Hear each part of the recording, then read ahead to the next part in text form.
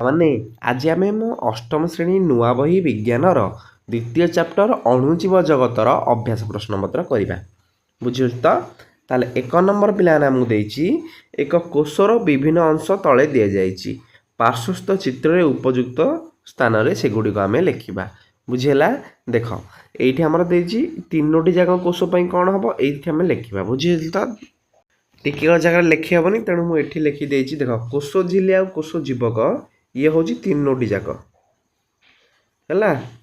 3ଟି ଯାକ କୋଷ ପାଇଁ କେବଳ ବୀଜାଣୁରେ ନ୍ୟୁକ୍ଲିୟଡ଼ ରହିବ, କେବଳ ଉଦ୍ଭିଦ କୋଷରେ ହରିତଲବକ ରହିବ, ଆଉ ବୀଜାଣୁ ଓ ଉଦ୍ଭିଦ କୋଷରେ କୋଷ ଭିତ୍ତି ରହିବ, ପ୍ରାଣୀ ଓ ଉଦ୍ଭିଦ କୋଷର ସାଧାରଣ ଅଂଶରେ ନ୍ୟଷ୍ଟି ରହିବ।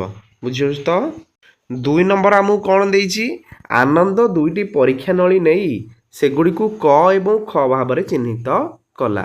ସେ ପ୍ରତ୍ୟେକ ପରୀକ୍ଷା ନଳୀରେ 2 ଚାମଚ ଲେଖାଏଁ ଚିନି ଦ୍ରବଣ ପକାଇଲା। ପରୀକ୍ଷା ନଳୀ ଖରେ ସେ 1 ଚାମଚ ଇଷ୍ଟ ପକାଇଲା। ତାପରେ ସେ ପ୍ରତ୍ୟେକ ପରୀକ୍ଷା ନଳୀରୁ ମୁହଁରୁ 2ଟି ଅଳ୍ପ ଫୁଲା ଯାଇଥିବା ବେଲୁନ୍ ବାନ୍ଧିଦେଲା। ତାପରେ ସେ ଏହାକୁ ନେଇ ସୂର୍ଯ୍ୟକିରଣରୁ ଦୂରରେ ଏକ ଉଷ୍ମ ସ୍ଥାନରେ ରଖିଲା। ହେଲା। ତାହେଲେ ଆମକୁ କ'ଣ ପ୍ରଶ୍ନ ପଚାରୁଛି? ପ୍ରଥମ ଆଇରେ ପଚାରିଲା 3 ରୁ 4 ଦିନ ପରେ କ'ଣ ହେବ ବୋଲି ତୁମେ ଅନୁମାନ କରୁଛ? ସେ ଦେଖିଲା ଯେ ପରୀକ୍ଷା ନଳୀ ଖ ସହିତ ସଂଲଗ୍ନ ବେଲୁନ୍ ଫୁଲି ଯାଇଥିଲା। ଏହାର ଉତ୍ତର ଏଇ ଅପସନ୍ ଭିତରୁ ଆମେ ବାଛିବା। ତାହେଲେ ଅପସନ୍ ସିଟା ହେବ ପିଲାମାନେ ଉତ୍ତର। ଇଷ୍ଟ ପରୀକ୍ଷା ନଳୀ ଖ ଭିତରେ ଏକ ଗ୍ୟାସ୍ ଉତ୍ପାଦନ କଲା, ଯାହା ବେଲୁନ୍କୁ ଫୁଲାଇଲା। କାରଣ କ'ଣ ହେଲା? ବି ଅପସନ୍ କାହିଁକି ହେଲାନି? ପରୀକ୍ଷା ନଳୀ ଖ ବିରେ ଚିନି ଦ୍ରବଣ ସହିତ ଇଷ୍ଟ ମିଶାଇଥିବାରୁ ଏହା ଶର୍କରାକୁ ଖାଦ୍ୟ ଭାବେ ଗ୍ରହଣ କରି କିଣନ ପ୍ରକ୍ରିୟା ମାଧ୍ୟମରେ ଅଙ୍ଗାରକାମ୍ଳ ଗ୍ୟାସ୍ ଉତ୍ପନ୍ନ କଲା। ଏହି ଗ୍ୟାସ୍ ପରୀକ୍ଷା ନଳୀରୁ ବାହାରି ବେଲୁନ୍ ଭିତରେ ଜମା ହେବା ଫଳରେ ବେଲୁନ୍ଟି ଫୁଲିଗଲା। ଅନ୍ୟପକ୍ଷରେ ପରୀକ୍ଷା ନଳୀ କ ରେ ଇଷ୍ଟ ନଥିବାରୁ ସେଠାରେ କୌଣସି ରାସାୟନିକ ପ୍ରତିକ୍ରିୟା ଘଟିଲା ନାହିଁ ଏବଂ ବେଲୁନ୍ଟି ଫୁଲିଲା ନାହିଁ। ହେଲା। ତାପରେ ଡବଲ ଆଇରେ ଆମକୁ ଦେଇଛି ସେ ଏକ ପରୀକ୍ଷା ନଳୀ ନେଲା ଯାହାର 1/4 ଅଂଶ ଚୂନ ପାଣିରେ ପୂର୍ଣ୍ଣ କଲା। ସେ ପରୀକ୍ଷା ନଳୀ ଖରୁ ବେଲୁନ୍କୁ ଏପରି ଭାବରେ ବାହାର କଲା ଯେପରି ବେଲୁନ୍ ଭିତରେ ଥିବା ଗ୍ୟାସ୍ ବାହାରକୁ ଯାଇପାରିବ ନାହିଁ। ସେହି ବେଲୁନ୍କୁ ଚୂନ ପାଣି ଥିବା ପରୀକ୍ଷା ନଳୀ ମୁହଁରେ ବାନ୍ଧିଦେଲା ଏବଂ ତାକୁ ଭଲ ଭାବରେ ହଲାଇଲା। ସେ କ'ଣ ଜାଣିବାକୁ ଚାହୁଁଛି ବୋଲି ତୁମେ ଭାବୁଛ?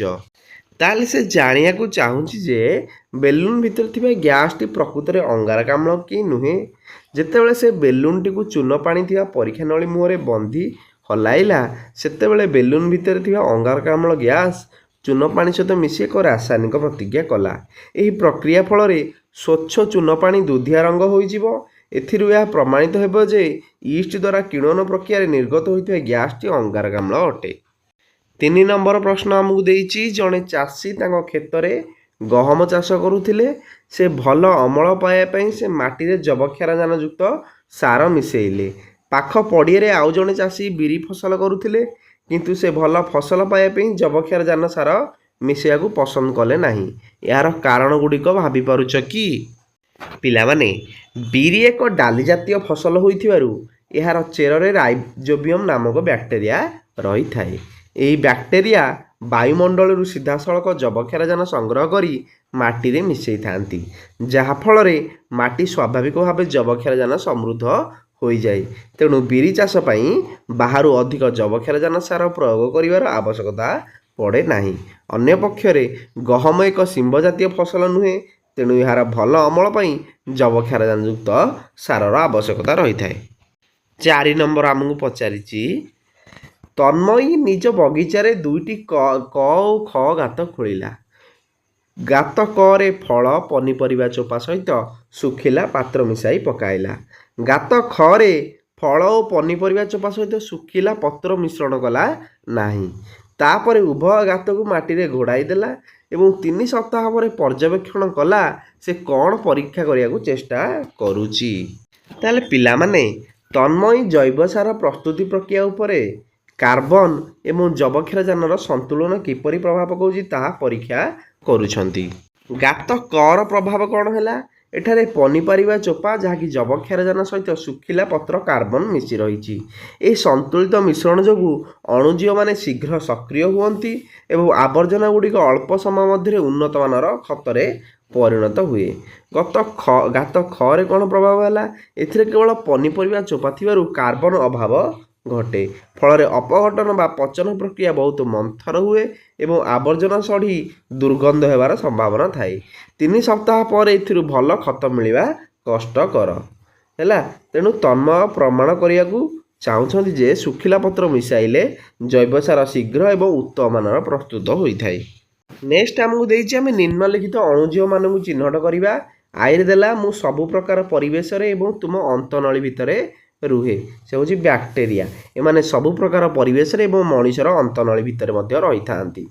ତାପରେ ଡବଲ ଆଇରେ ମୁଁ ରୁଟି ଏବଂ ପିଠାକୁ ଫୁଲାଇ ଦିଏ ଓ ନରମ କରେ।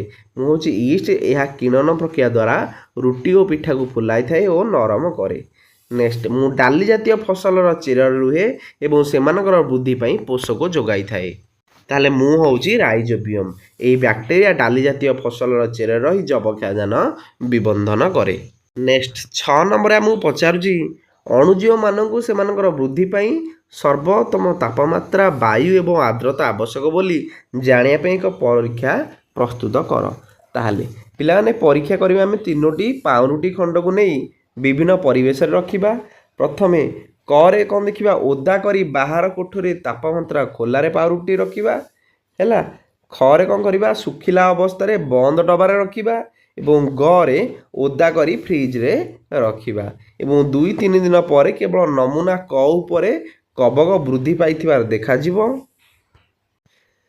କାରଣ ଅଣୁଜୀବ ବା କବକ ବୃଦ୍ଧି ପାଇଁ ବାୟୁ, ଆର୍ଦ୍ରତା ଏବଂ ଅନୁକୂଳ ତାପମାତ୍ରା ଏକାନ୍ତ ଆବଶ୍ୟକ। ବୁଝିହେଉଛି ତ? 7 ନମ୍ବର ପିଲାମାନେ ଦେଇଛି ଆମେ 2 ଖଣ୍ଡ ପାଉଁରୁଟି ନେବା। ସେଥିରୁ ଖଣ୍ଡେ ହାତ ଧୁଆ ଜାଗା ପାଖରେ ଏକ ପ୍ଲେଟରେ ରଖିବା। ଅନ୍ୟ ଖଣ୍ଡକୁ ଫ୍ରିଜରେ ରଖିବା। 3 ଦିନ ପରେ ତୁଳନା କର। ତୁମର ପର୍ଯ୍ୟବେକ୍ଷଣକୁ ଲେଖ। ତୁମର ପର୍ଯ୍ୟବେକ୍ଷଣକୁ ବ୍ୟାଖ୍ୟା କର। ତାହେଲେ ପିଲାମାନେ 3 ଦିନ ପରେ ଦେଖାଯିବ ଯେ ହାତ ଧୁଆ ଜାଗା ବା ବାହାରେ ରଖାଯାଇଥିବା ପାଉଁରୁଟି ଉପରେ ଧଳା, କଳା କିମ୍ବା ପାଉଁଶିଆ ରଙ୍ଗର ଆସ୍ତରଣ ଜମି ଯାଇଛି ଏବଂ ଏହା ନଷ୍ଟ ହୋଇଯାଇଛି। ଅନ୍ୟପକ୍ଷରେ ଫ୍ରିଜରେ ଥିବା ପାଉଁରୁଟିରେ କୌଣସି ପରିବର୍ତ୍ତନ ହୋଇନାହିଁ ଏବଂ ତାହା ଖାଇବା ଯୋଗ୍ୟ ହୋଇ ରହିଛି। ଏହାର କାରଣ କ'ଣ? ଅଣୁଜୀବମାନଙ୍କର ବଂଶବୃଦ୍ଧି ପାଇଁ ଉପଯୁକ୍ତ ତାପମାତ୍ରା ଓ ଆର୍ଦ୍ରତା ଆବଶ୍ୟକ। ହାତ ଧୁଆ ଜାଗା ପାଖରେ ଜଳୀୟ ବାଷ୍ପ ଓ ଉଷୁମ ପରିବେଶ ଥିବାରୁ ସେଠାରେ ଅଣୁଜୀବମାନେ ଶୀଘ୍ର ବଢ଼ିପାରନ୍ତି। ମାତ୍ର ଫ୍ରିଜ ମଧ୍ୟରେ ଅତ୍ୟଧିକ ଥଣ୍ଡା ତାପମାତ୍ରା ଯୋଗୁଁ ଅଣୁଜୀବମାନେ ସକ୍ରିୟ ହୋଇପାରନ୍ତି ନାହିଁ। ଫଳରେ ପାଉଁରୁଟି ସତେଜ ରୁହେ। 8 ନମ୍ବର ଆମକୁ ପଚାରିଲା ଦୀପକ ଲକ୍ଷ୍ୟ କଲା ଯେ ଯେତେବେଳେ ଦହି ଗୋଟିଏ ଦିନ ପାଇଁ ସେହିପରି ଭାବରେ ରଖିଦିଆଯାଏ ତାହା ଅଧିକ ଖଟା ହୋଇଯାଏ। ତାହେଲେ ଏହି ପର୍ଯ୍ୟବେକ୍ଷଣରୁ 2ଟି ସମ୍ଭାବ୍ୟ ବ୍ୟାଖ୍ୟା କ'ଣ ହୋଇପାରେ? ତାହେଲେ ପିଲାମାନେ ଦହି ଅଧିକ ଖଟା ହେବାର ମୁଖ୍ୟ କାରଣ ହେଉଛି ଏଥିରେ ଥିବା ଲାକ୍ଟୋବାସିଲସ୍ ବ୍ୟାକ୍ଟେରିଆଙ୍କ କାର୍ଯ୍ୟକାରିତା। ଯଦି ଦହିକୁ ଅଧିକ ସମୟ ଧରି ବାହାରେ ରଖାଯାଏ ତେବେ ଏହି ବ୍ୟାକ୍ଟେରିଆ ମାନେ କ୍ଷୀରରେ ଥିବା ଶର୍କରାକୁ ଅଧିକ ପରିମାଣ ଲାକ୍ଟିକ୍ ଏସିଡ୍ ପରିଣତ କରନ୍ତି, ଯାହା ଦହିର ଖଟା ସ୍ୱାଦ ହୋଇଥାଏ। ଏହାଛଡ଼ା ବାହାର ଉଷୁମ ତାପମାତ୍ରା ଏହି ଅଣୁଜୀବମାନଙ୍କ ବଂଶବୃଦ୍ଧି ପ୍ରକ୍ରିୟାକୁ ତ୍ୱରାନ୍ୱିତ କରିଥାଏ। ଫଳରେ ଅଧିକ ସଂଖ୍ୟକ ବ୍ୟାକ୍ଟେରିଆ ସୃଷ୍ଟି ହୋଇ ଦହିକୁ ଖୁବ୍ ଶୀଘ୍ର ଅଧିକ ଖଟା କରିଦିଅନ୍ତି। ନେକ୍ସଟ 9 ନମ୍ବର କ୍ୱେଶ୍ଚିନ୍ ଆମକୁ ଦେଇଛି ହେଲା। এই ଚିତ୍ରକୁ ଦେଖି ଆମେ ପ୍ରଶ୍ନ ଗୁଡ଼ିକର ଉତ୍ତର ଦେବା। କରେ କ'ଣ ଅଛି? କରେ ଥିବା ଚିନି ଦ୍ରବଣରେ କ'ଣ ଦେଖୁଛ ପିଲାମାନେ? ଏଇଠି କରେ ଆମର ଚିନି ଦ୍ରବଣରେ କ'ଣ ଦେଖୁଛ କହିଲ? ଏଇଟା ହେଲା ଚିତ୍ରଟା ଦେଖାଇ ଦିଅ। ଦେଖ ପିଲାମାନେ କରେ ଥିବା ଉଷ୍ମ ଚିନି ଦ୍ରବଣ ଓ ଇଷ୍ଟ ଯୋଗୁଁ କିଣନ ପ୍ରକ୍ରିୟା ସଂଗଠିତ ହୋଇ ସୁରାସାର ଓ ଅଙ୍ଗାରକାମ୍ଳ ଗ୍ୟାସ୍ ସୃଷ୍ଟି କରିବ। ଡବଲ ଆଇରେ 4 ଘଣ୍ଟା ପରେ ପରୀକ୍ଷା ନଳୀ ଖରେ ଥିବା ସ୍ୱଚ୍ଛ ଚୂନ ପାଣି ଦୁଧିଆ ହୋଇଯିବ। କାରଣ ଫ୍ଲାସ୍କ କରେ ଇଷ୍ଟ ଚିନିକୁ ଖାଦ୍ୟ ଭାବେ ଗ୍ରହଣ କରି ଅଙ୍ଗାରକାମ୍ଳ ଗ୍ୟାସ୍ ତ୍ୟାଗ କରେ। ଏହି ଗ୍ୟାସ୍ ନଳୀ ଦେଇ ପରୀକ୍ଷା ନଳୀ ଖକୁ ଯାଏ ଏବଂ ଚୂନ ପାଣି ସହିତ ରାସାୟନିକ ପ୍ରତିକ୍ରିୟା କରି ତାକୁ ଦୁଧିଆ କରିଦିଏ। ବୁଝିଲା ତ? ବିଷୟଟି ଆମର ସରିଗଲା। ଧନ୍ୟବାଦ ପିଲାମାନେ।